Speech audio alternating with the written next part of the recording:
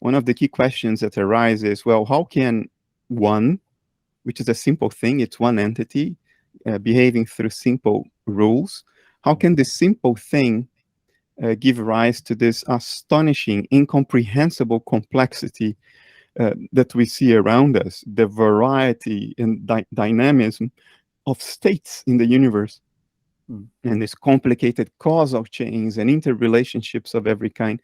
How is that possible? Well, we know from complexity theory that it is very possible that unfathomable complexity arises from very, very simple rules.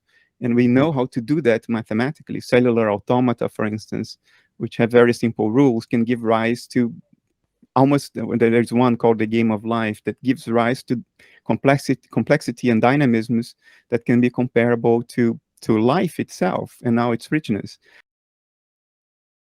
And fractals are another example in which the recursive application of one simple rule, recursive means you apply that rule to something, and then you apply the same rule to the result of that, and then you apply the same rule again to the result of that, and so on and so forth.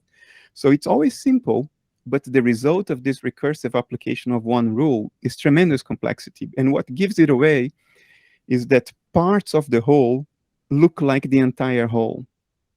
If you look, for instance, at river deltas, and you look at a corner of a river delta, one particular branch, that branch tends to look like the whole river delta. Certain plants, their leaves are complex, but if you look at the parts of the leaf, the small parts look like the leaf as a whole. And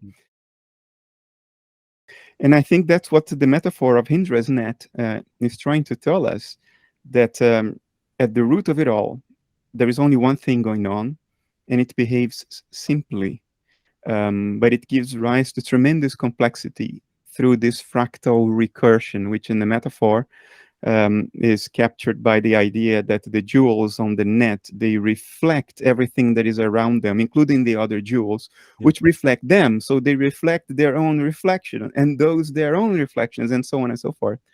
I think it's hinting at something that, approaching the problem from a completely different way with the Western mentality, we are discovering again. It's hinting at a perennial truth, so to say.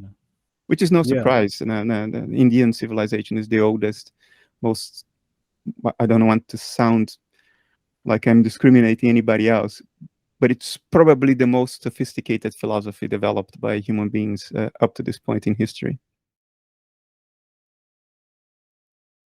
I think causality is just that. We don't know the whole pattern, reality. We only see through the slit to avoid cognitive overload. And we call it cause and effect. And it serves us because, in the analogy of the boy in the game, he gets to win the game. So for him, exactly, it's all fine. We don't need to know what's actually going on.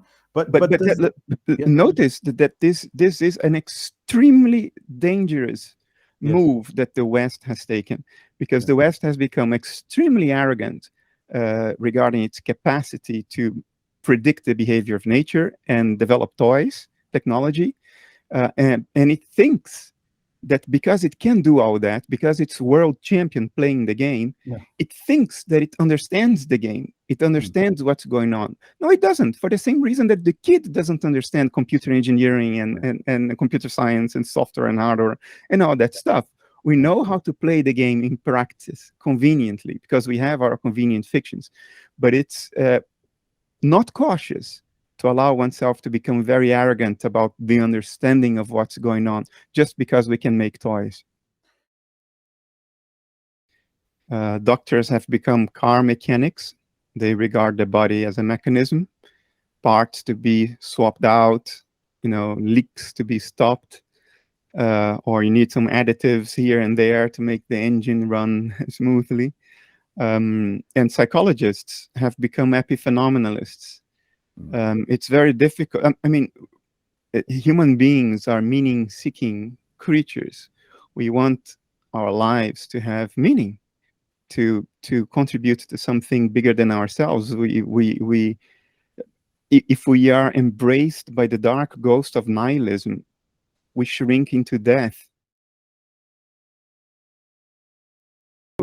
What's the alternative? I am a primate, recently evolved on a little rock hurtling around space in a typical galaxy. Uh, It is beyond presumptuous to think that I can understand enough of what's going on to decide through conceptual reasoning what I should or should not do. It's just, I don't know what's going on. I don't know really what life is. Nobody knows. It's a very strange condition we are in, always fighting against entropy to maintain our thermodynamic equilibrium. It's a peculiar thing, self-reflective beings that know they will come to an end. I mean, I don't have the hope that my cognitive apparatus is advanced enough for me to wrap my head around all this and decide at an ego level what I must or must not do. I find that naive and beyond presumptuous. We have been anatomically what we are today for about 200,000 years. Right.